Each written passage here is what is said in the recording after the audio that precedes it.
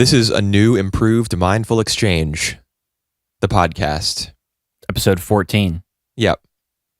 Since we had that 1 week, or I guess midweek session where we finished Ava, we are now on to the winter 2018 season. It's getting underway, full swing. We've already done our gauntlet, or our impressions. Took 10 shows, narrowed it down to 5, much to your chagrin. Yeah, we'll be figuring out which of the 5 we want to stop covering in a week or two. Yep. In the meantime, we're going to be covering the 5 shows that we picked as best we can. Do a little discussion about Space Dandy each week as well until we finish it up. Almost there. What do you want to start with, or is there any anime news you want to cover first? No news. No news. Okay, that's cool. So what do you want to start with? I don't know. Start with Violet Evergarden. How about we do that? Okay, sounds good to me, man. I may have introduced the episode, but you can run the show. Okay, cool. For each of these 5 episodes, why don't we say whether we liked the second one better or worse than the premiere? So for Violet Evergarden, how do you feel about this one in comparison to the original? That's a good question. I would say I like them about the same. Okay. I know I rated Violet Evergarden pretty highly when we started. I think it was 3rd for you. 3rd, yeah, that's right. This episode I wasn't as keen on as that one. I don't know why. Well, this is a podcast, so try to explain. Yeah, that's a good point. It just seemed. I don't know. The main character just seems so robotic. Well, yeah, obviously that's the intent. She's supposed to be, I am a weapon with no feelings. How do I feel? How do I love? But it. I mean, it was the same way in the first episode. I know, but this seemed, because she was interacting with other people and trying to write letters for them. It seemed much more of an extreme degree. Yeah, I mean, they're just really trying to overplay the fact that she is the emotionless, cold robot. Right. Who takes up that job of doing the auto memory doll for the woman who's talking a big game about how she's not easy and she doesn't really like this guy and she has really high standards and she wants him to show a little cash and stuff. Right. And so she expresses all that when Violet expresses all that in the letter that she writes for her, which of course really upsets the woman. Because she's like, why did you write this? It's like, because that's what you wanted me to write. Well, it wasn't. No, it obviously wasn't. But Violet's like, that's what you told me to write. Well, she's not even that. She's just a literalist. Because all she's used to doing is taking orders and carrying them out. She even calls her job a mission. Right. That's a good point. I thought this episode was better than the first. You do? Yeah. It's true that it went really heavy on the Violet as an unfeeling, uncaring robot. Yeah, except she's not a robot. We determined that she is actually human. Wrong. Right. Yeah, we did. One of us was confused about that. I was. It's the language they used. I was not confusing at all. No, it wasn't confusing. I'm just dumb. That or I was very tired. One of the two. Why not both? Yeah, both seems logical for me. So, yeah, it's true that this episode went real hard on the Violet is an autistic spaz or whatever. Yeah. Oh, no. Okay, in this episode, I have to resist the urge to say or whatever to finish my sentences that way. So every time I do that, just, okay, well, flip me the bird or give me a little signal or something. Sure. No. It's true that this episode went heavy on that, but that's because it was integral to the structure of the episode. I mean, she's tweaked her little hands or arms or whatever. So she can type better. So the show quickly pushes her into a position where she's attempting to do this work and it wants to demonstrate to us that she's not capable of it, because the arc of her character is probably going to be, she learns to feel, and she learns to empathize with people and love again. Yeah. So first it has to establish that she isn't those things. And I think the episode was successful in pointing that out. And not just in a way like that it checked all the boxes, but the episode was pretty well structured, I thought. It just, to me, felt like her inability to empathize and understand with other people was brute forced, rather than seeming. It wasn't like subtle or handled, carefully. Well, it was just kind of just right there, right in front of you. Yeah, but if you were to encounter someone in real life who acted that way, there wouldn't be anything subtle about their behavior. There wouldn't be anything. It would be right there, like glaring, a glaring kind of, I don't know, imperfection, I guess. Yeah, that's a good point.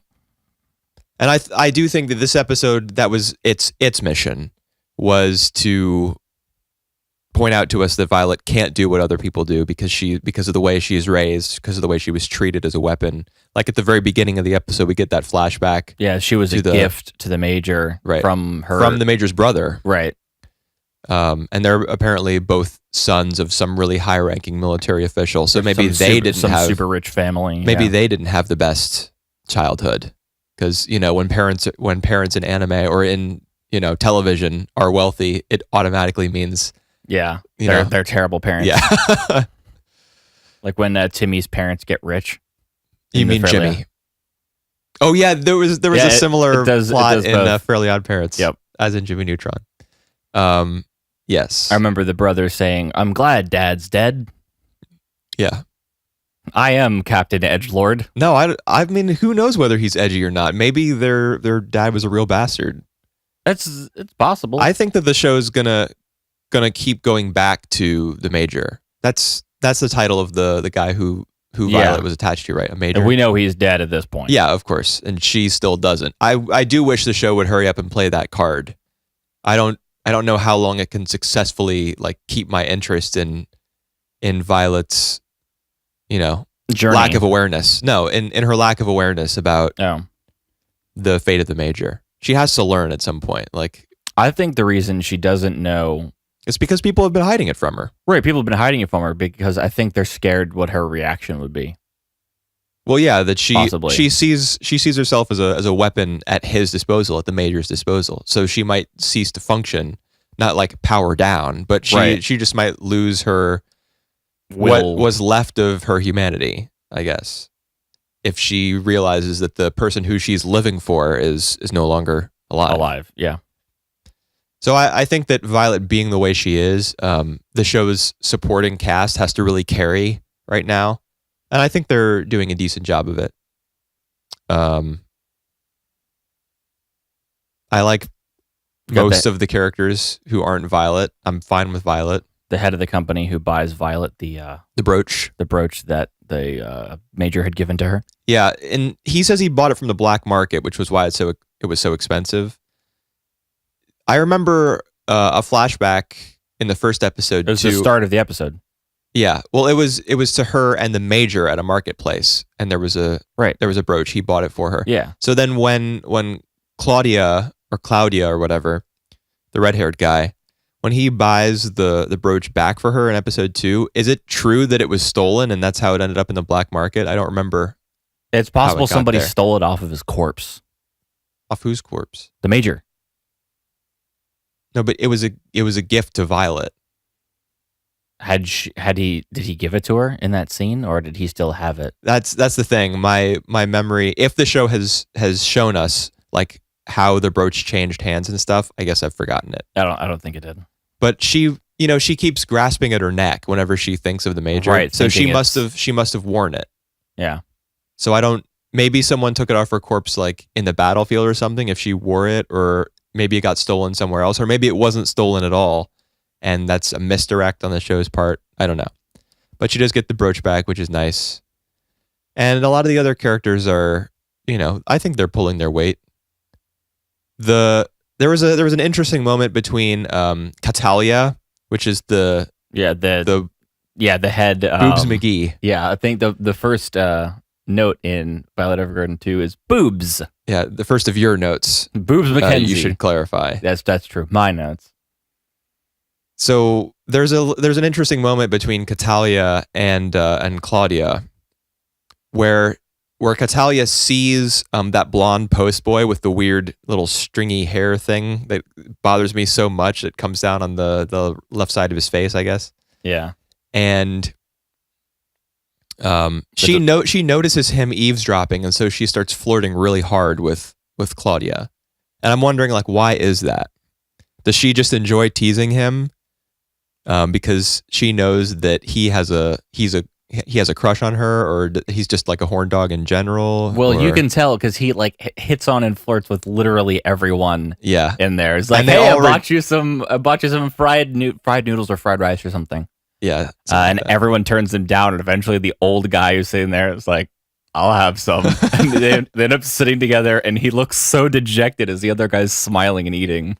No, I thought he was happy when the old man volunteered to eat with him. Oh, he did. It was. He was at first, anyway. Maybe in that shot when it starts to transition to a different scene, maybe he looks sad. It goes to a wide shot, and he's just like, because all the girls are, the two receptionist girls, or administrative assistants, like, or whatever. Don't ever come here. Yeah, you're too sweaty. You're smelly and gross.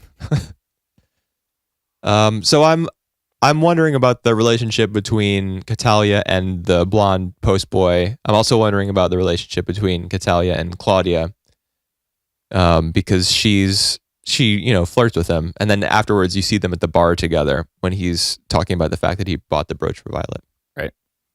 So that's why he didn't get paid this month. Yeah. So who knows what their relationship is? Time will tell. Yeah, but I'm interested in it. And also the shy girl with the glasses who thinks at first that Violet isn't cut out to work there, but then she sticks up for her. Yeah, she wants to be a writer. Is that right? Because she passes the old shop and tells the story about the reason the typewriter was invented was for the guy who invented it. His wife became blind, and she was a writer, and she wrote books, and she wanted to be able to still do it. So he made something for her, and it was originally called the Auto Memory Doll. That was the name of the typewriter itself, right? Not just not the service. I wonder if that's a true story. I should have looked that up before we started recording. I looked up some obscure fact for Kokkoku. They mentioned like a specific era, so I looked up what year it was. So that was cool. Oh, the Meiji. Yeah, the Meiji era, 1868. Yeah, all the different eras in Japan are based on like the reigns of different emperors. Yeah. And in fact, Japan, I think, is in an era right now as well. Probably. There's always even though they don't have an emperor anymore, I think they still, because they've moved to a democracy, I think they still call the current era, I guess, by a specific name. Sure. That's just a custom they have. I might be wrong about them still carrying that out. Okay.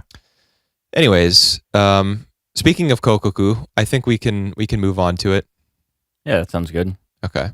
I loved this episode. Really? Yeah, I think the show is really cool. I did really like this episode as well. There's a lot of world building in it going on, explaining the alternate faction, their motivations, what they're after.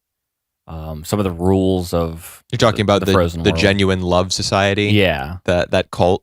Yep, it's like a religious organization, but the two guys who head it up or whatever, or the two guys who are in charge of the local branch, I kind of get the sense that they're not like the big bosses, but the two guys who we have met at this point in the show, it's clear that they are more interested in what they can gain from being involved in the organization. Like, they're not devoutly religious or whatever. No. They're interested in, especially the head guy with the kind of the narrow eyes, is interested in the stasis ability and how he can like use it for financial gain and for like murder and stuff. Which is why he needs that other, like the Master Stone, I think it's called. Yeah, the Master Stone. It sounds like Zelda. Yeah, that the grandfather has. I'm assuming. Yeah. That's it. We saw like the jellyfish things. Yes, I still don't totally understand what those are. Like, okay, so the episode opens on the cliffhanger from the first one, where the kid is being held at knife point, and then what was that? There were two names for that big, thorny looking the monster. Herald and the Handler. Yes, that's right. The good guys, I guess, call it the Handler, and then the bad guys call it the Herald. Yeah. If you want to call the characters who we met first the good guys, and then the cult the bad guys. Well, you could consider them that just based on their motivation. I guess, yeah. Yeah, that's true. One of them is using stasis to rescue his grandson. The other one is using it to capture the grandson. Yep. And to eventually get to the grandpa. Yeah. So, I don't totally understand those jellyfish things. They seem to be like they seem to be the embodiment of the ability to move around in stasis. Because the guy who gets his head crushed by the Handler, the little jellyfish flies out of it and goes into the brother. Right. And then he can move. Yeah, that's true. It's only after the jellyfish enters him that he can move around. But I kind of got, I guess that makes more sense than it being the dead guy's like energy or soul or whatever. Spirit or something. Yeah. Yeah. Because when they first went into the stasis, like one of those little things flew out of the rock into each of them. Okay. I guess I didn't totally remember that. It was in the freeze frame. Yeah. Oh, yes. No, I did remember that when they first went into stasis in their house, and that little in episode 1, and that little dome of blood looking stuff or whatever came up around them. Yeah. Yeah, that's true. It hit the grandpa and the dad and the girl. Yes. The main girl. We didn't see much of the dad in this episode. We saw him on a cart. Do you remember being pushed? Yep. So is he frozen in time, and they've just arranged him on the cart? I believe he's frozen. Yeah. It makes sense to me that if he were like, what do they call it when you're stuck in stasis? It started with an S. The stalled. The stalled. That's right? Yep. It makes sense that you would transport one of the stalled on a cart. That would make it easier than actually having to carry their weight. Right, which apparently you don't have to carry their weight. Once they're up, you just have to push them left to right. Right. Oh, yeah. So why do they use a cart? Might still be easier. Maybe, yeah. There were a lot of little details about how things operate in stasis. Like the guy trying to drink the soda. And he had to squeeze the bottle. It out of the bottle. And it's like, it's in a liquid state, but it behaves like a solid. Yep. It's pretty interesting. And then he couldn't light his lighter. Yeah. Because he couldn't generate friction, I guess. Yep. Those are really like neat details. So yeah, the flint wouldn't go off, so he couldn't light it. Yeah, it's cool. It's a cool show, and it doesn't explain itself in full at any point about anything. Like the woman who enters the cast this week. What is her name? I wrote it down. Did you write it down? I don't think I remember her name.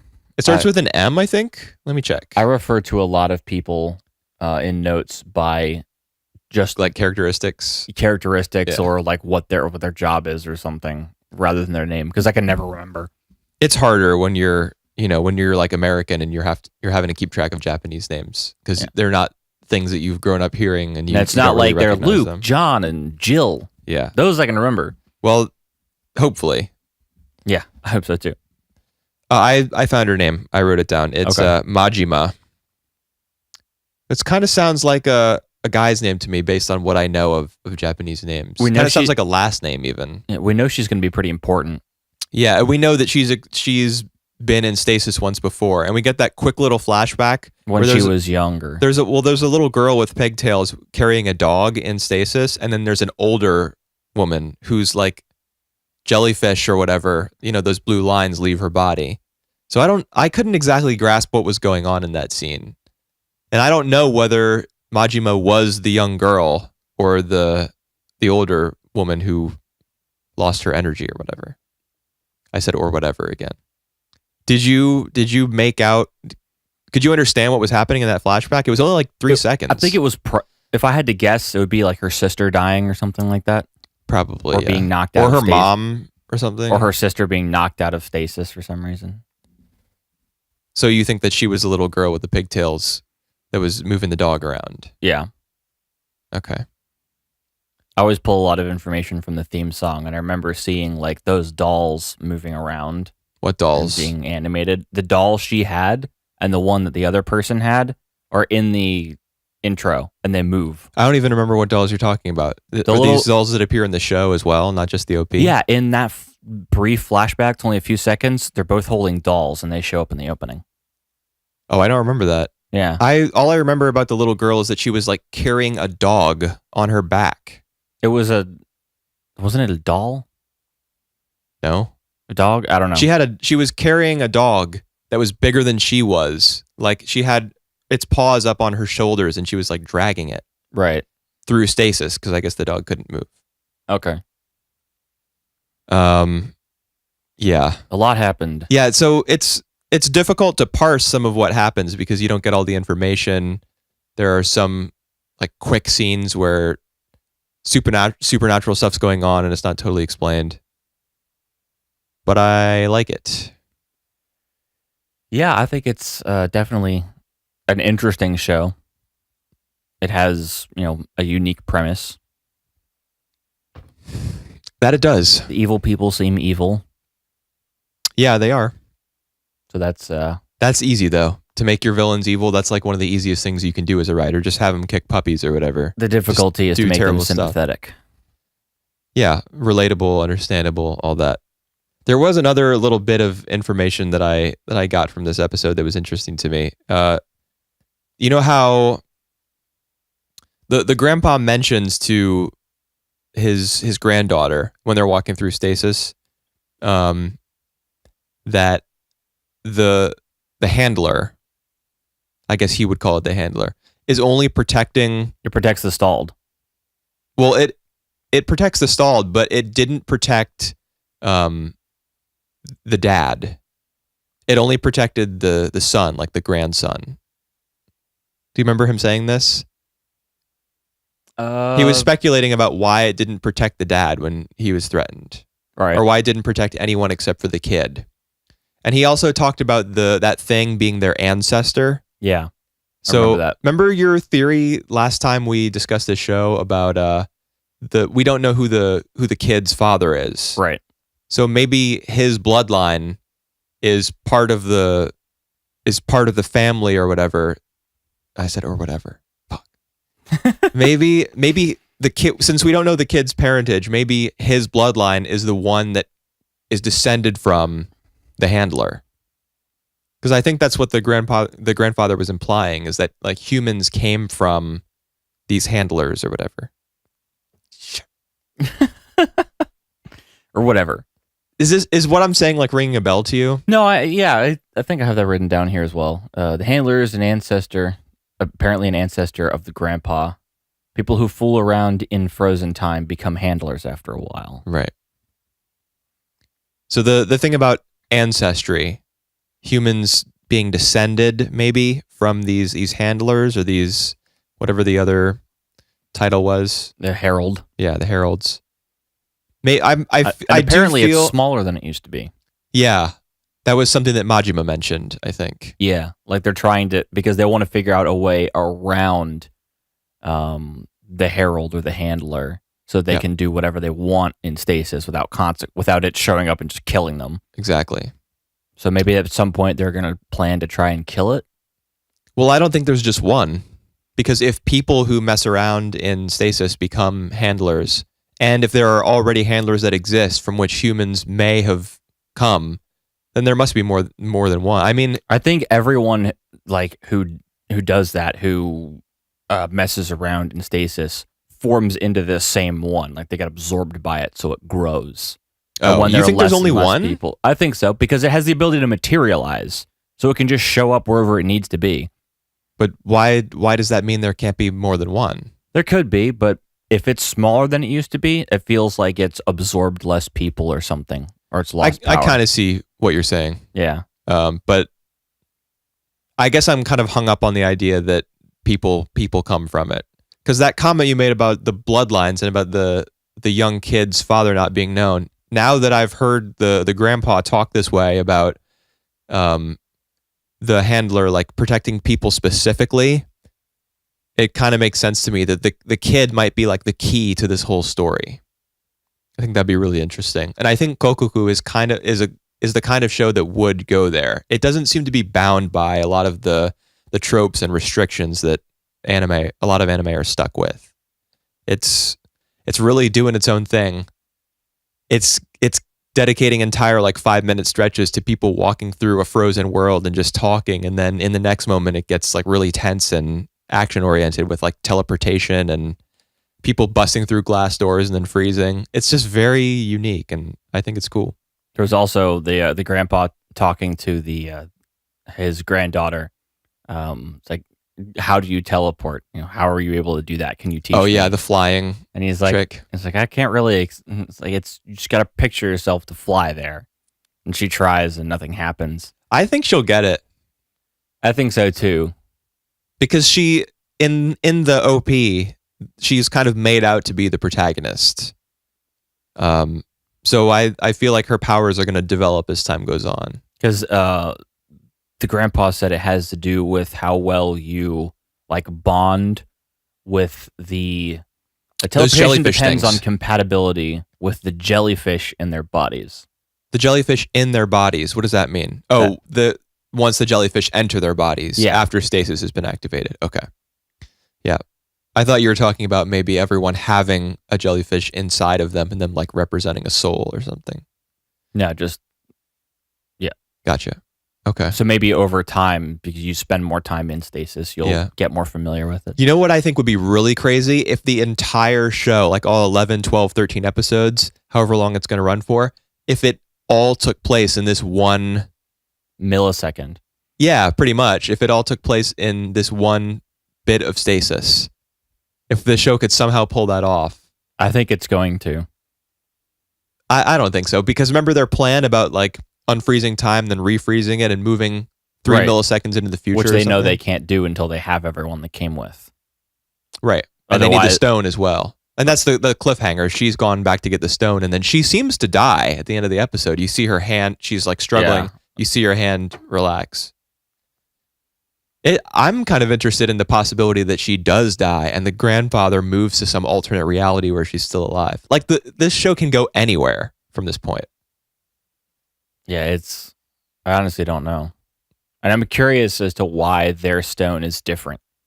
Yeah, because the bad guys do want it. They're like, you can do everything that the real stone can do with this other one, but you can't get the true power or something. Whatever that power is. Yeah. Yeah. That's a lot of cool questions that I'm eager to see answered. Next. All right. What you want to do? Let's do Darling in the Franks. You were very on board with this episode, or not this episode, but this series after its first go around. I thought it could be cool. Yeah. Yep. What do you think about this one? Okay, first of all, we wanted to do this for every show. Was it better or worse than the premiere? Worse. I thought it was better. Really? Yep. I thought the first episode was shit. And this episode was obviously had a lot of potentially like cringy elements to it. But you got to realize that this is from the same studio that produced Kill la Kill, which had a bunch of like half-naked people fighting every week. Yeah. And the very end of the show was just a pile of naked bodies all like sprawled out on top of one another, relishing in the fact that they weren't wearing clothes and they were finally free. Or whatever. That's true. So I thought this episode was better. I don't like the show. I don't think that it was a good episode, but you thought it was still stronger than the opening. Yeah, I mean, it would have to be based on my initial impression of it.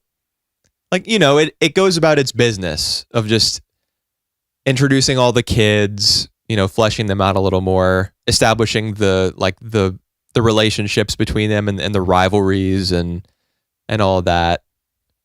And it explores the main character's intense desire to like pilot again. Yeah, because he's not a parasite, is what they call them. Pilots right? called Yeah, parasites. he's not a fully fledged parasite, and he wants to be for whatever reason. We already have our love triangle.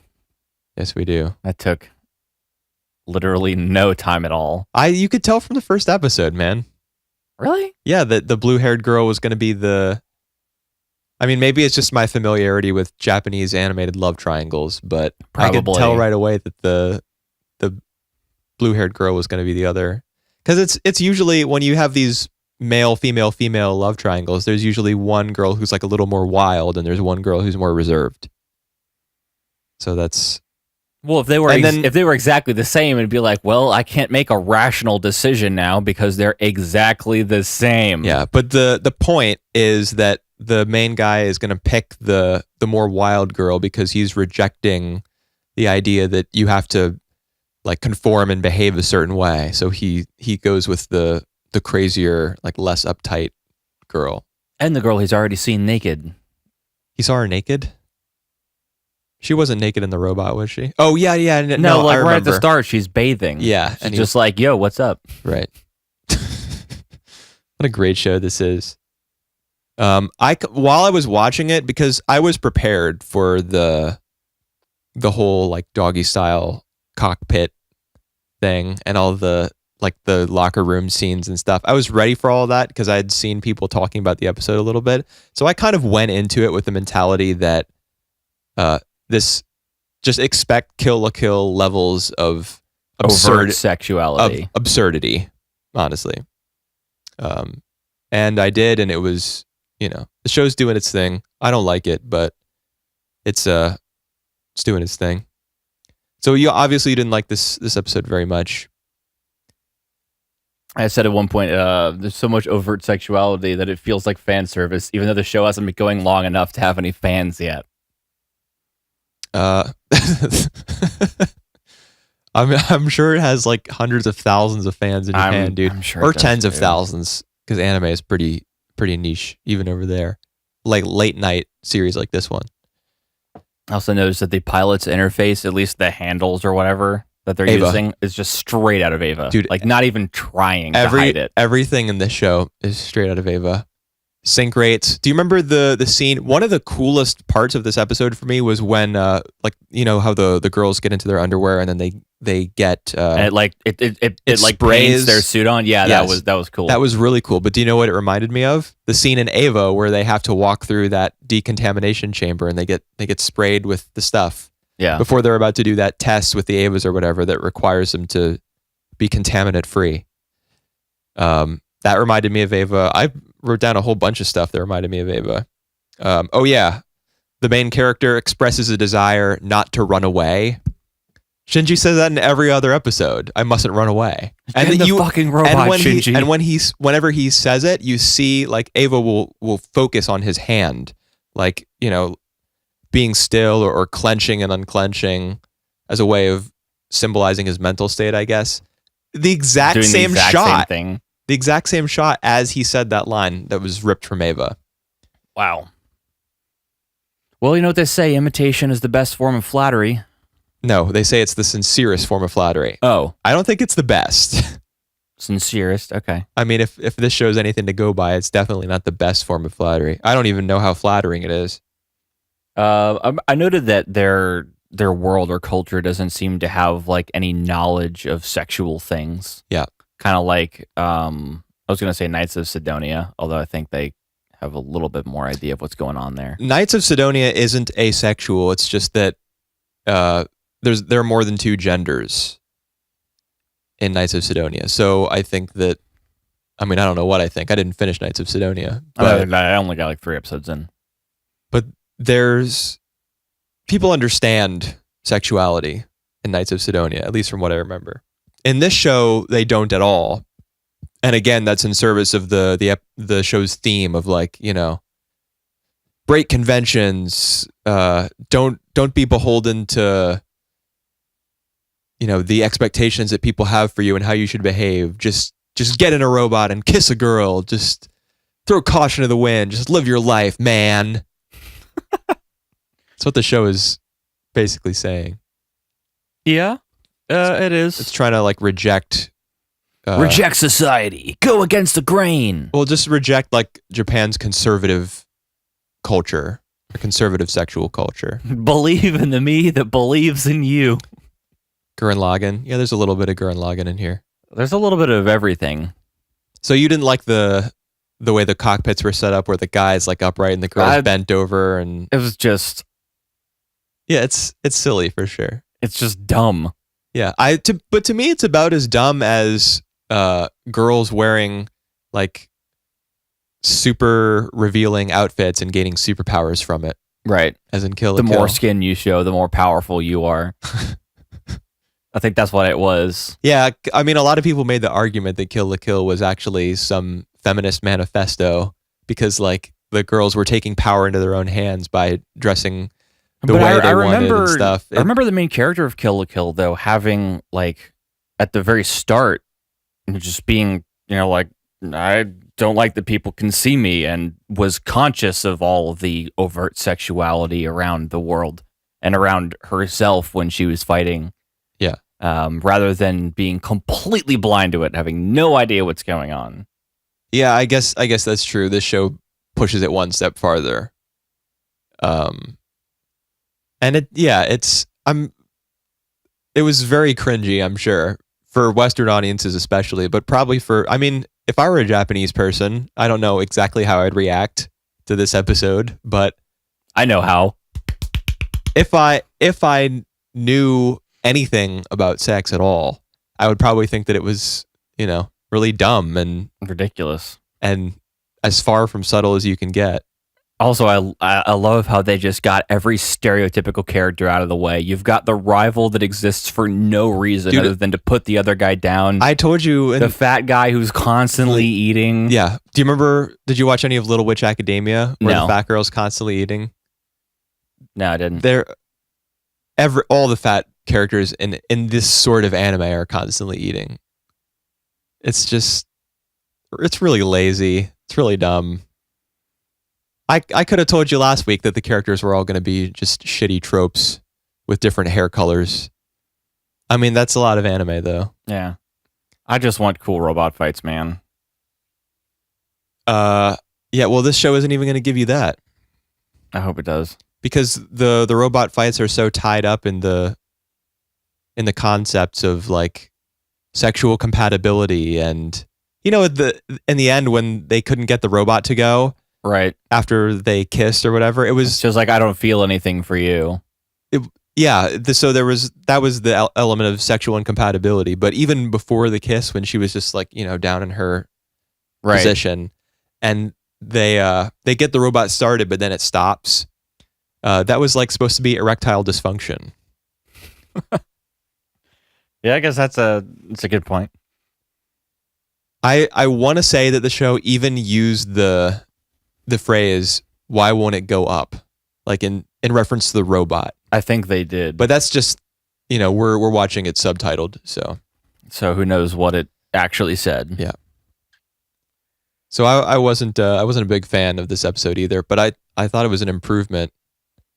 We're obviously at odds there. Right. I don't know, maybe it's just because I wasn't like prepared for what I was about to see.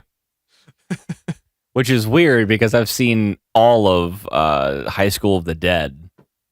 And that was... Yeah, but I think High School of the Dead's fan service is not like elemental to its plot. It's just there. Yeah, that's true. This show is about sex. Except for the one time where they bullet timed a bullet through someone's boobs. Yeah, but that's still just fan service. Yeah. The show is not about... robots where you have to have a man and a woman, together in an intimate way where they like sync, to power the robot. It's not.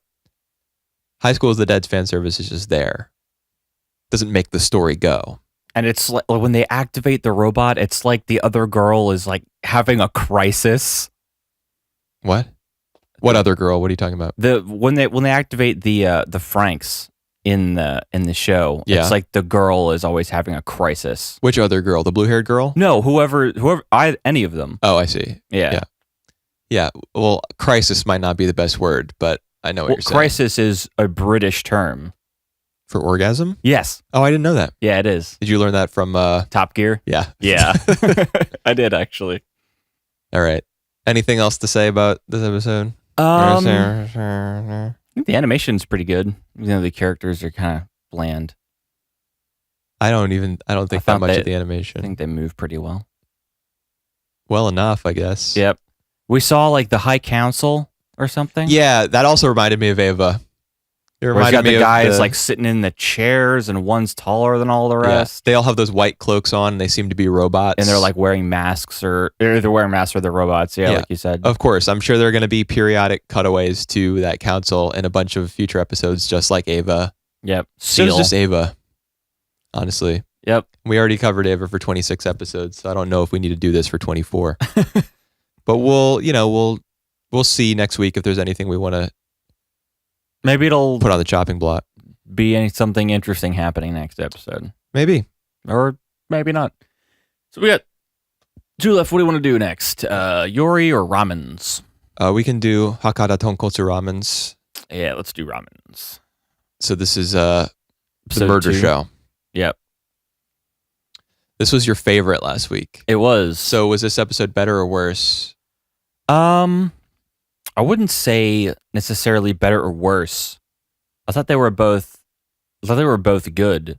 It's just one is establishing the world, and I suppose to an extent this episode. World? Well, yeah, you have to establish, the world. Shut up. Who are the characters? Who are who's the antagonist? Who's the protagonist? I gotcha, but I feel as though this second episode continued where the first one left off in quote unquote establishing the world. It did. I was about to say that. I'm sorry. It still was. It still was. Yeah.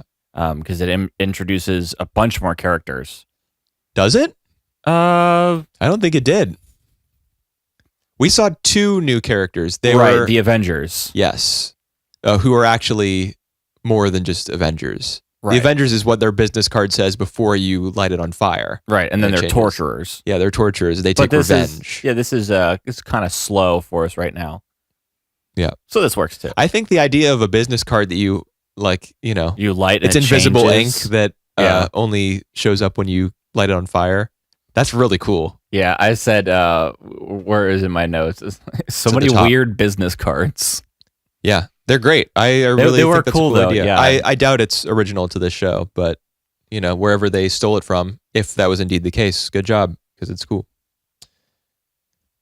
This episode took me a while to sort out in my head, because it keeps cutting back and forth between so many different characters so quickly. It took me a while to totally figure everything out. I got everything that was going on with Banba, who's the detective, and Lin, which is, I think, the family name of the cross-dressing assassin. I don't remember his/her first name. Well, his. I guess. He refers to himself as his, and everybody refers to him as him. Oh, does he refer to himself as a man? Yeah. Okay. He's just a cross-dresser. But we don't know why, do we? No, we don't. And I think that's really cool. I especially like the relationship between Banba and Lin, just the way that they play off each other and argue about, food and sports, like when there's baseball on TV. And it's like this food's only 2 letters off. How can it be that much different? It is. I just like how maybe their relationship isn't easygoing because one of them is a killer and one of them's a cop who's. I mean, I guess they both have bounties on their heads at this point. Yeah. Because someone was hired to kill Banba, and Lin stops that assassin. Lin was initially hired to kill him. Right. So he refused the job. He also stopped the assassin who came after Banba when he was out talking to his hacker friend. Right. And so now I can't remember the name of the organization, but it's like half Chinese mafia, half Yakuza. Yeah. Half ex-Yakuza. People who were okay. disowned by them, essentially. Okay. A multinational crime syndicate, I believe, is how it's referred to. Yeah, well, the Yakuza are Japanese, so that would be multinational. And we find out that the mayor, there's like incriminating evidence of the mayor who's running for re-election being in bed with this organization. Yeah, the head of that organization. Yeah. And we saw a lot of the little group of, I think, 4 people who are in charge of carrying out the bidding of the mayor's son or his nephew or something. It's his son. Yeah. Yeah. We barely saw him in this episode. I think we only saw him when he was in bed with the woman who they had shipped over. Yeah. Because they're involved in human trafficking. And that woman turns out to be Lynn's sister. Yep. Probably. We don't know for sure that that's her, right? It gets out in the news that that's who the murder victim was. But they cross-dressing man's sister is killed. Yeah, I know, but that's how it's reported on the news. But they specifically say in the transaction when the mayor's son's lackeys are purchasing the woman from the Chinese crime syndicate. Right. The syndicate boss specifically says all traces of her past have been removed. Right. She has no family. She has no family, nothing like that. Yeah. So her past is probably untraceable. So the media, maybe under the influence of the Yakuza or the Chinese or whatever, could manufacture the story that it's Lynn's sister. It might not be her. It might be a lookalike. It might be some woman. Right. They showed a picture and he recognized her. Yeah, he recognized the photo of his sister because it was a photo of his sister. But I'm saying, I see what you're saying. The media could be corrupting who it actually is, or who actually was dying, just as a way to enrage her. Yeah, him. Maybe. Yeah, him. I do wonder. The reason that I started talking about a few minutes ago, Banba and Lynn's relationship is because it's not as though they have an easygoing relationship because they're both in super high stress life and death jobs. But they have an easy rapport, I guess. Banba is not questioning him for the way that he dresses. Right. And just that my favorite little interaction between them was when Banba kind of teases Lynn for being interested in the drama that was preempted by the baseball game. Yeah. And then Lynn says, I'm an assassin. I'm a hitman. Sometimes I just want to see how normal people live. I thought that was cool. I thought that was a really good bit of scripting for that character. Yeah. Then we've got Novice Assassin Man. Yeah, I don't know what his deal is exactly. What is his deal? Can you explain that to me? He just moved to the murder capital of the world, or whatever you want to call it, and he gets his first job, which ends up being. It ends up being fulfilled by someone else. Was that his job? Was to kill Jun? I wrote it down.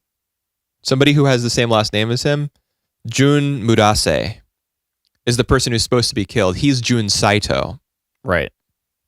Yeah, and the people who kill Jun Murase, as well as 2 other people, right, are the mayor's son's dogs. Yeah, they're covering for him. They're covering for who? They're covering for the mayor's son. The mayor's son killed them. No, killed one of them. They arranged the murder. Okay. The mayor's son didn't kill him. Oh, because they had to make it look like an accident. It's and a bonus for making it look like an accident. Yeah, but I don't understand who Jun Murase is and why they had to kill him. That's the thing that I couldn't really follow in this episode. Yeah, that threw me for a loop too. I don't think I wrote anything down about it. I think I did manage to sort everything else out of my head, but that was Saito. The deal with Saito is maybe the main thing that's confusing to me. What is the show trying to do with him? They show him. He wakes up with the girl that we assume to be. Was it Lynn? Lynn's sister. Lynn's sister. Yeah. Who would also be Lynn. The only thing I remember about them is their family name, so they would have the same family name, and because their name is Chinese, the family name shows up first. So that's just what I latched onto in my head. But as far as what the show is trying to do with Saito, it has him like in trouble, like kidnapped by the torturers, and then he gets out of that, and then he's credited for a murder that he didn't commit. So he goes off and parties. He gets a bunch of food. He goes to a titty bar. Yep. And then he blacks out maybe and wakes up in bed with this murdered woman. Right. What is his role in the story? I don't really understand what the show is trying to accomplish with his story. Like, it could why be is the he company's trying to set him up as a fall guy. What to try to make his company Murder Inc. Right. It could be they're trying to set him up as a patsy. Okay, but do we know anything about Murder Inc. apart from the fact that he works there? Not really. Not yet. I mean, yeah, maybe they're. It did seem suspicious to me that he suddenly woke up in bed with this woman. Yeah, that was so obviously. It was probably one of the mayor's son's henchmen or whatever who grabbed him off the street and put him there. But like, why?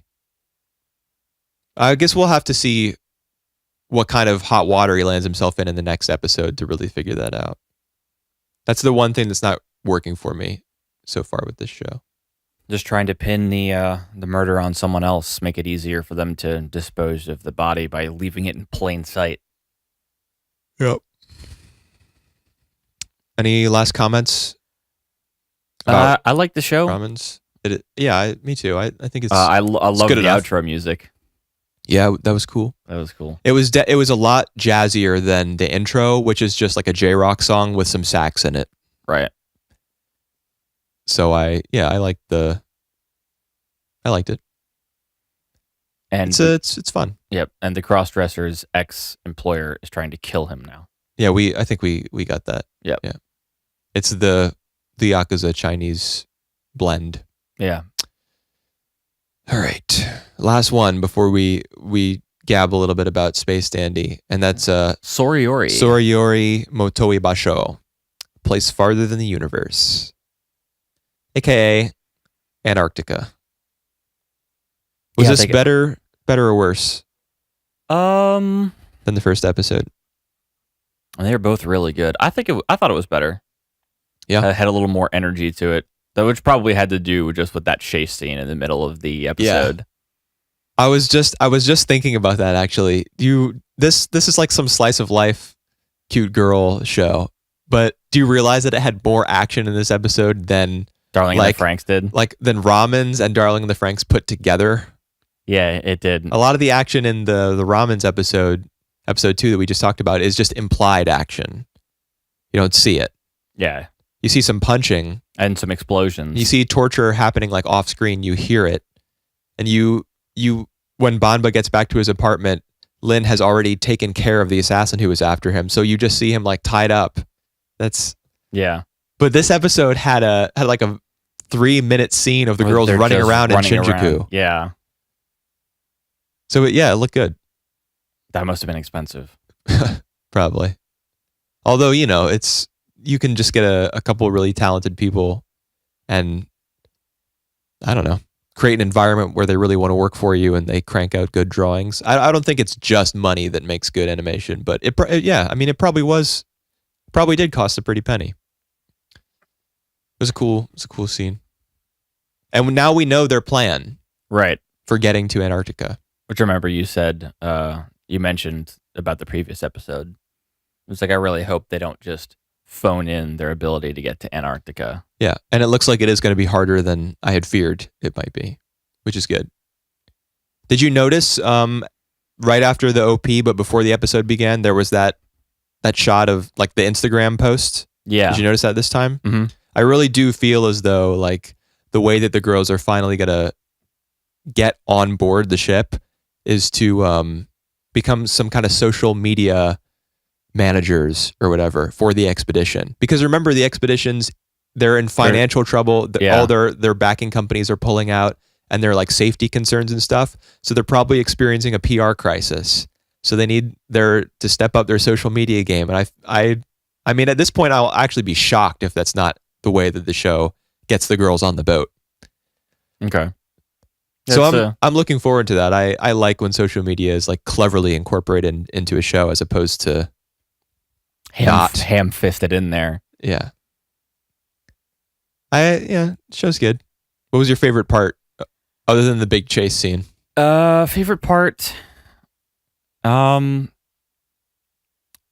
that's a good question. Well, look at the little notes you took. I think it was the scene right before the chase scene where their plan is to like seduce one of the male members to get them to sponsor him. Yeah. And they're like standing behind this sign arguing about like who should go out. Right. And the main character, what's her name? I actually don't remember their names. But the original girl who just wants to do something fun. What haircut is that? She's got the like super short bangs. What do you call that? I have no idea. I wish that I knew, because then we could just call them by their haircuts. Yeah. She goes out and does like her super awkward little dance to try to like entice one of them. She puts her hand on her hip and the other hand on her head. Yeah, and then she just runs back and she's like, "This isn't working."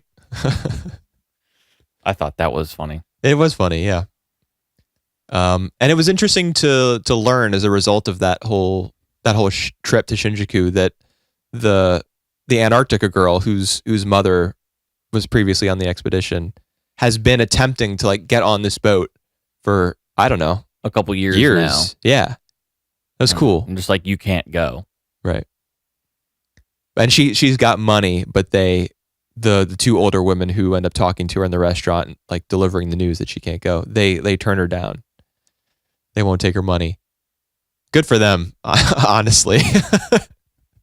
They shouldn't be taking no damn high schoolers to Antarctica. They're gonna die. They're going to die. Some people are speculating online that like the show's gonna turn dark and that someone's gonna die. That they're gonna like start dying one by one. I don't believe that for a second, because the opening theme is like way too happy and sunny for that. But it's interesting that that's where people's minds are going. Well, they're probably just channeling Doki Doki Literature Club. Yeah, I still have not played that. I've had it recommended to me I don't know how many times, but I have not played it. Did you ever play it? No, I watched somebody play it, as is the norm now. Yeah, we don't play video games anymore. We watch people playing them. Oh, yeah. Yeah, the 2010s are the best decade ever. The aughts. Yeah. No, the aughts are the 2000s. Okay. Or the teens, I guess. The 10s? I would just, the 10s. That's a good one. Yup. Okay, so I guess the main development in this episode, other than third girl. Yeah, and they foreshadowed the fourth as well. Yeah. You see her, you recognize her from the intro. Yeah. She's there on the train overhearing them as they're traveling back home from Shinjuku. But yeah, the third girl was the big addition to the cast this week, I guess. Opinions about her? Thoughts? She does kind of seem to come out of nowhere. Just like I've overheard you and I've decided I want to go to Antarctica with you as well. Yeah, that's a little silly. So her backstory or whatever, her backstory is she's some kind of genius. She has her high school certification. Her high school certification. She's 16. She can't take her entrance exams for 2 years, so she just works. She just works, yeah, and now she wants to go to Antarctica because she thinks it'll be a fun use of the 2 years that she has till she can get into college. And then why doesn't she just apply now? Maybe she can't. Maybe there's an age reason. You think that colleges in Japan, universities won't make exceptions for younger people?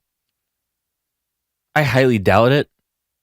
Maybe she just wants to save her money and then go when she be the same age as everyone else. It's probably a smart move on her part, if that's her reasoning. Maybe she doesn't have parents. She doesn't have parents. I said maybe she doesn't. Well, and so she has to support herself. That's a big thing in anime, is kids living on their own. Apparently, it's a real thing that happens because high school is such a big deal in Japan. You want to get into a good high school so that you can get into a good university, so that you can get it into a good job. Yeah, get a good job. And slave away until you die. Yeah, that's salaryman life. Yep. But it's not super uncommon for kids to move to be closer to their high school of choice, and usually they'll stay with relatives who are closer to whatever school they want to go to. But sometimes they live on their own, and the parents will support them, or the kids will work. Wow. Although there are a lot of Japanese high schools that forbid their students from having part-time jobs. So they have to focus entirely on their studies. Yeah. Yep. Oh yeah, the part-time job thing. Do you remember the two girls were interested in the job where you like go on walks with boys and stuff? Yeah. It's really troubling that that's an actual thing in Japan. Really? Yeah, that they will recruit girls for part-time jobs using that kind of description, but really what it is like a whorehouse. No, not like that, but it's like an escort service kind of thing. Yeah. Where sex is expected. Yeah. That's I inferred that. Yeah. It's two of them are like, this seems easy.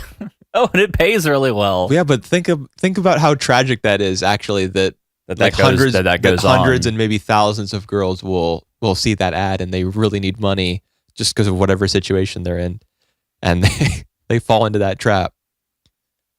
It's same thing happens over depressing. Here. It's just, I guess we're a little more upfront about it. But are there ads put out in magazines like that? Or whatever? You'd have to check Miami and Los Angeles and New York. Those are the only 3 cities where like porn is filmed here. Okay. Yeah. I don't know. I learned something new today.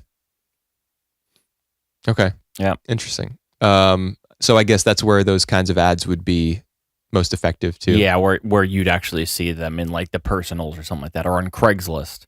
Yeah. Oh yeah, Craigslist. There's a lot of sex stuff going on Craigslist. Yep. From what I understand. Yeah. Not that I have any idea. Yeah. So the show does really make a point of everyone's financial situation, like exploring it. Yeah. The girls need money. The people who want to go to Antarctica, the expedition, need money. That's going to leave from that town and that city in Australia eventually. They need money. Everybody needs money, and it looks like the show's going to go after that a little more before they actually set sail. I wonder which episode it'll be when they get on the boat. My prediction is 4. I was about to say the same thing. Like the end of 4. Yeah, I think that makes sense. I think that'll be a good time for it. It's probably, I mean, the average anime runs for like 12 episodes now. So dedicating the first third to figuring out how the journey will, kick off seems to make sense. Yeah. It also gives us another episode to introduce third girl. Fourth girl, excuse me. Yeah. I thought third girl was all right. Very energetic. Yeah, she's a Genki girl. Genki means energy or energetic in Japanese. That's like a trope or a stereotype, I guess. A personality type is Genki girls in anime. She's definitely the Genki one of the bunch. It, like you said, she does appear pretty much out of nowhere, and she has a very conveniently laid out story that allows her to go to Antarctica. Yeah. I mean, when you think about it, the main girl with the short bangs, it doesn't make a ton of sense that she would want to go to, the South Pole either. If they had developed her friendship with long hair a little more before her coming to that conclusion, like long hair, short hair, and Genki. Yeah. Really stepping up our podcast game, man. I will learn their names. I promise. I promise. I don't actually promise. I don't owe any of you listening to this a damn thing. Just kidding. I love you all. Are we done discussing the 5 seasonal shows? I think so, unless there's anything else you wanted to add about any of them. I'd like to add that we're not watching my 2 favorites. But that's fine. That might be fixed soon. Well, no, I thought we agreed that we were going to add that show that we shall not name until it happens. Oh, yeah, we are. Yeah. I think 4 seasonal shows is still fine. We got it all the way down to like 2 or something during winter. Yeah. At the end, it was just Children of the Whales and Mage's Bride. Yep. All right, let's talk a little bit about Space Dandy this week. 19 and 20. Right. So of the second season, then that would be episodes 6 and 7, I think. Yeah, that's right. Yeah. Because the first season's 13, and so is the second. Yeah, it was 6 and 7. Man, these episodes were good. Yeah, they were outstanding. From this point on, I think season 2 is going to be like one stone cold classic after another. Just knock out after the next. With the exception, I think, of maybe episode 12. I think there's one in the bunch that is not as good as the rest, but it's still better than par by a long shot. Yeah. So the first episode was, we learned a little bit more about Honey. It was the Cloudian episode. Yeah. Right. And we know that Honey is half Cloudian. Interesting that the show would give her kind of like a miniature spotlight. Well, she shows up in almost every episode. Yeah, but it's always as like a little bit of TNA. Yeah. Or as a plot device, where she will... Remember the episode where she gives Dandy the ticket to the party or whatever? I gotta stop saying or whatever. She gives Dandy the ticket to the party or the buffet or something. There are a lot of buffets used to lure them places. A lot of food. Yes, that's Dandy's. You should just embrace the or whatever. It can be your mantra. No, it kind of exposes me as somebody who can't properly finish his sentences or whatever. Who doesn't totally formulate his thoughts before he talks. I mean, that's what I do. Yeah, but I want to be better. It's hard. You want to be better than me. Well, I don't even have to try. To be quite honest with you, fam. Oh man, throwing that shade. I want to,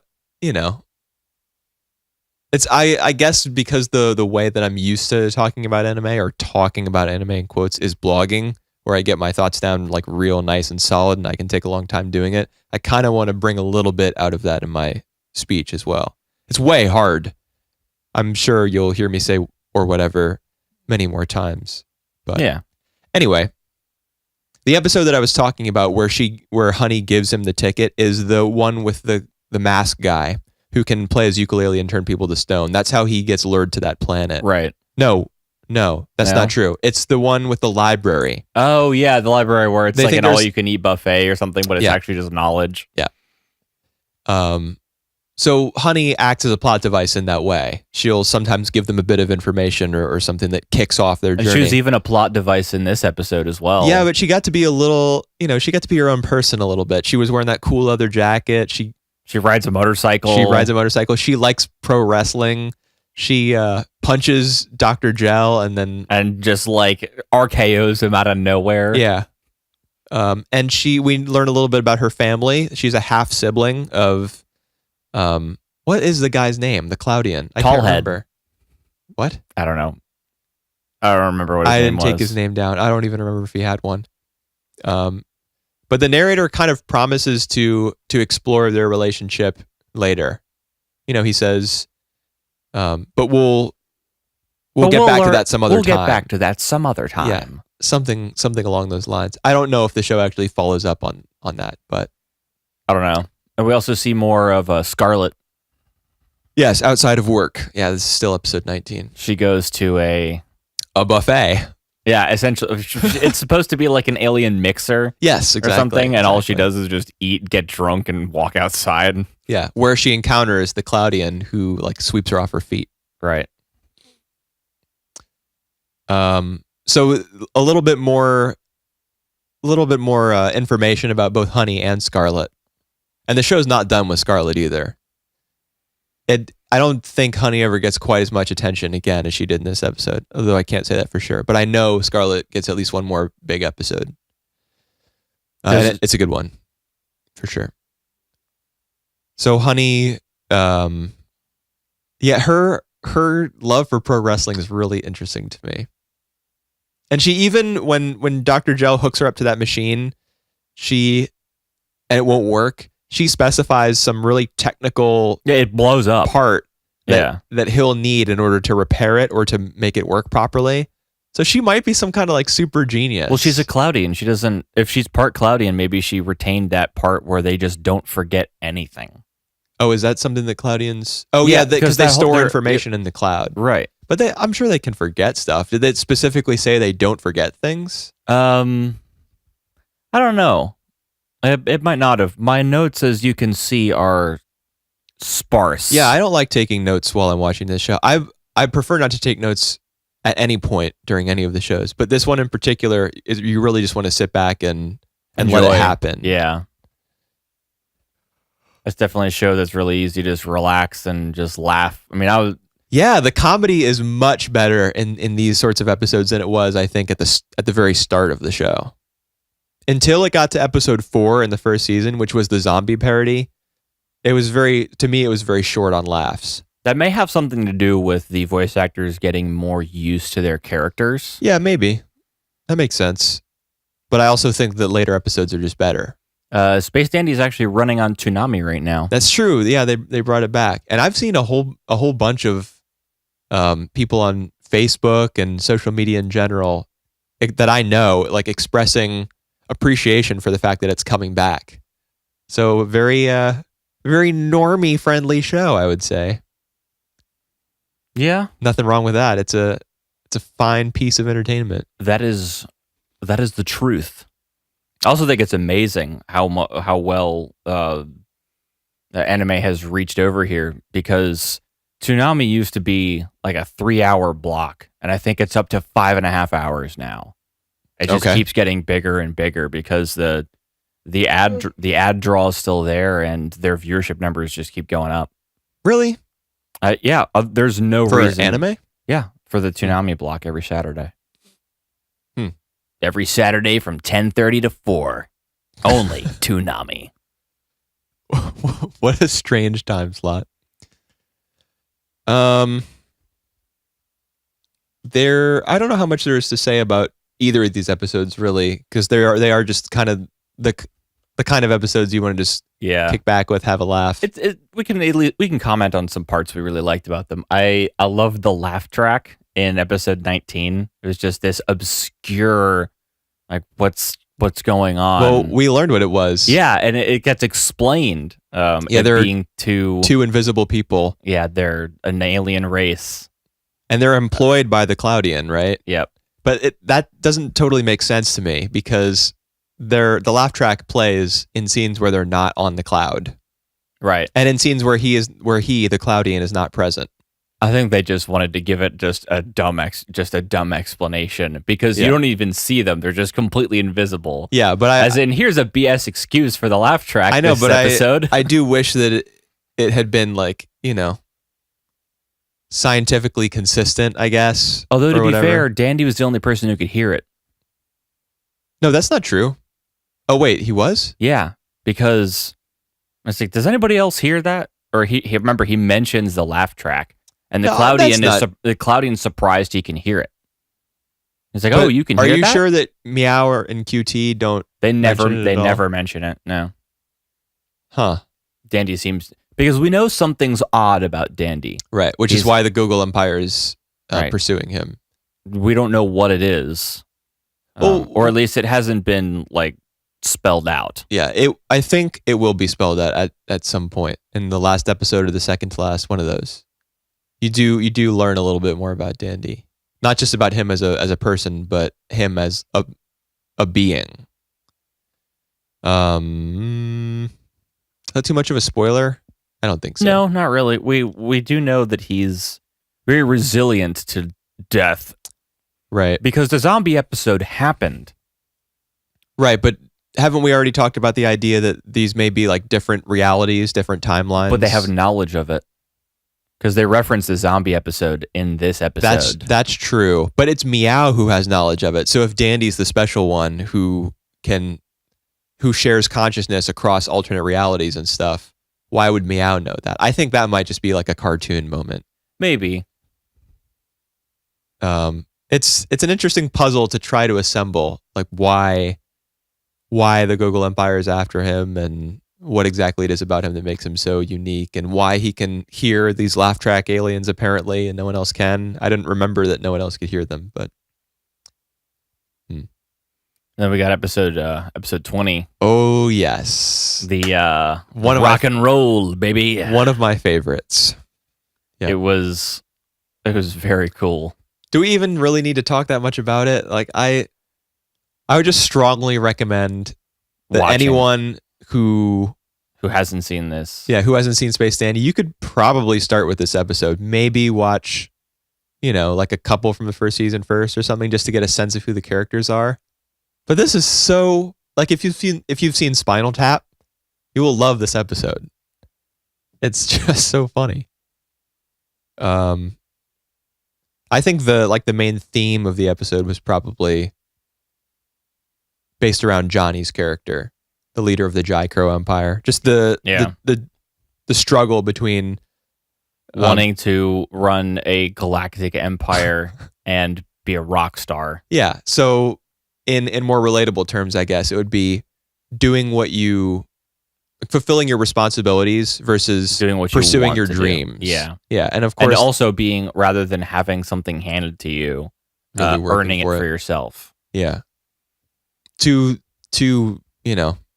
themes, motifs, I guess, if that's an appropriate word to be used in a non-visual context, that everyone can immediately recognize and feel for the characters who are in that situation. So that's what kind of underpins the episode and makes it something that you can watch and laugh at and recognize. But everything else about the episode, the way it looks, the song that they sing, I think it was better in English. Really? Yeah, because I remember the Japanese version, and it sounds very much like that. The same vocal melody, the same meter. But a lot of the translations. Do you remember? We were watching it together, and we saw the English words at the bottom didn't match what he was singing. Right. Those, I recognized some of that text actually from the first time I saw this show, which was a long time ago. Is when it first came out. Right. So I watched it subbed, and there are some lines that don't really fit. They're not exactly rock and roll. They're too literal. Mm-hmm. But I thought the English version was awesome, and Danny's VA did a great job with it. Yeah, he did. And the little guitar riff was great. Just every little joke, every little gag in this episode, like QT and Meow's sudden proficiency. They're just playing like we've had a lot of spare time recently for some unknown reason. Right.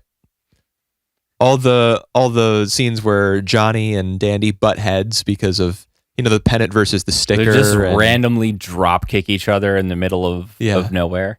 How about the drop kicks? That was Honey again. And in this episode, she was back to like being just being in some I'm going to try to say suggestive now poses for no reason other than just a little bit of fan service. Yep, just laying on the table. Yeah. But it's cool that the show mostly uses her in that context, but took the time to give her a little bit more of a spotlight in the previous episode. And then it's back to business as usual in 20. Yep. Like I don't mind it, it's because the show is obviously I don't know. It's doing whatever it wants to do, man. Yeah, the main there are two recurring settings in this show. Boobies. The Aloha Oi and boobies. Yes. Yeah. The two things that recur consistently. The whole concert at the end is great. The songwriting process that Johnny goes through when he sits on top of the slide and he starts playing the children's playground. Theme.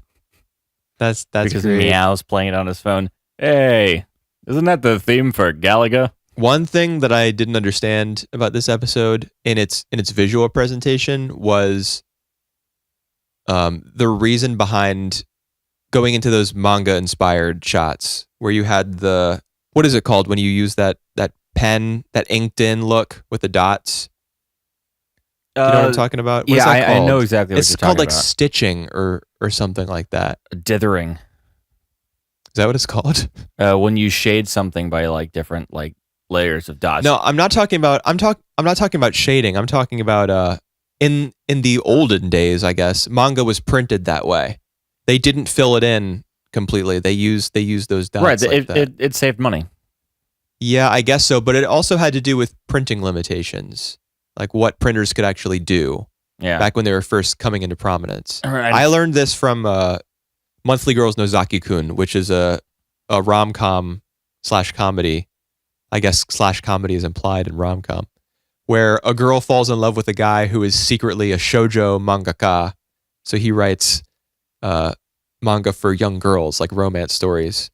This is all a secret, and she like tries to come on to him, but he misinterprets her interest as like professional, so she becomes his assistant. So this is a big digression. I remember you telling me about this. Pretty fun show, but that's how I learned about like this kind of inking. This like when style. It's done, I'm not sure if it on a printer. It's called like a dot matrix printer. Yeah, that sounds familiar-ish. Like the super old printers. I don't know if you remember.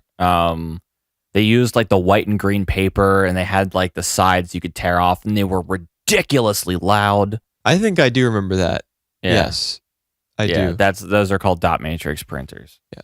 So that style was used in this episode of Space Dandy. Getting back to that had to be like a reference. There's probably a reference to something. Yeah, to some older, probably manga that was about music. But I was racking my brain as I was watching, thinking of all the Japanese music-related stories that I've ever read or seen, and I couldn't place one that looked quite like that. Yeah. But yeah, there's a parody in every episode, probably. Some episodes are in like a giant parody, like this one probably was. And like the zombie episode probably was. And others too. But I couldn't catch it this time. Nonetheless. Great episode. Yeah. It might be my favorite. Really? Yeah. I think the race so far has been my favorite. Okay. Yeah. That one was also that had a wacky cool ending. Yeah, it did. It was but I kind of liked that. Yeah, me too. So plays into the whole dandy mythology. Right. Who or what is he really? Yeah, we can. Were you about to propose? What were you about to propose? Let's do our rankings. Yep, we're back on the ranking train. Although this week we're not going to include Dandy because it would get an easy number 1 spot. So that doesn't... It's S tier for sure. Yep. We'll just do the 5 seasonal shows, put them against each other. Okay. So last place, what did you put? FranXX. Yeah, me too. Not even though I felt as though the show was a little more straightforward, a little better at accomplishing what it wanted to. Still didn't like it. And if you put it last, then it probably wasn't a great episode. Yeah. 4? Evergarden. Put Ramens. Okay. Just because it was a little hard to follow? Or are you still not digging the visual style? I remember you mentioned that. It's pretty much the visuals. Now that you've mentioned it to me, I'm starting to see it. Did you see those sun rays? Yeah, it was... Mm-hmm. Why? I'm catching some other stuff too now that you mentioned that. Because now I'm actively looking for it. Like what happened with whales when I had mentioned something and I started actively looking for it. What, chromatic aberration? Yeah. I started looking for I'm sure happening. I'm sure that will pop up in this show because it has already. I've seen it. I've seen it a couple times. That kind of super ultra saturated filmic look.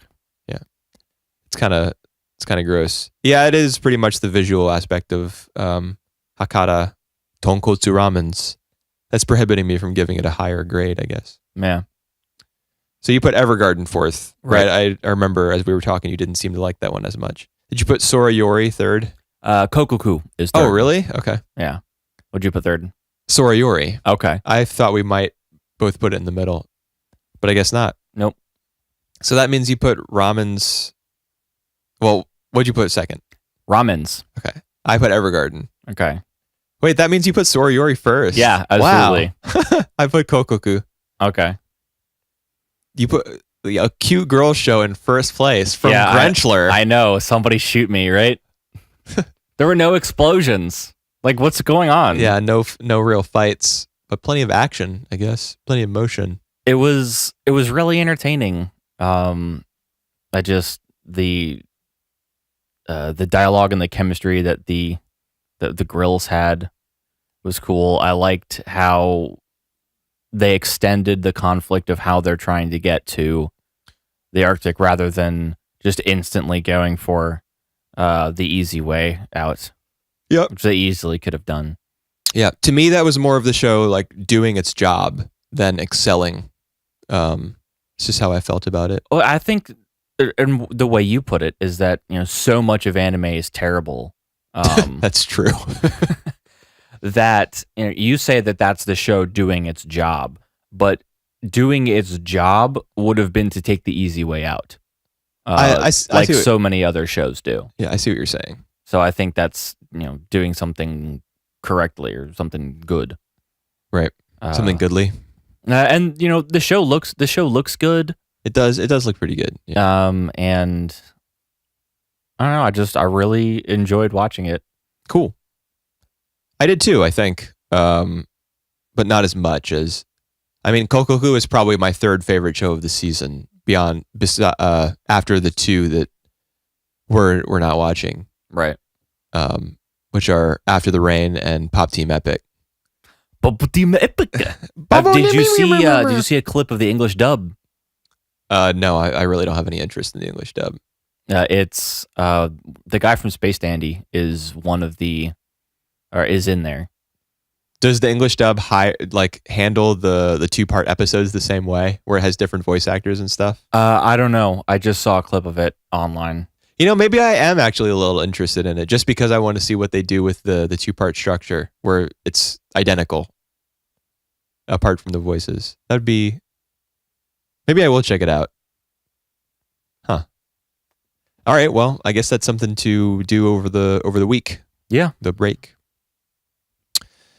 We finished this episode in less than an hour and 30 minutes. Yeah, that's well, we're doing less shows, and we don't have Ava, which takes a mountain of time to talk about. Yeah, that's true. Regardless of which episode we still you have watched. Ava. Yeah. End of Evangelion.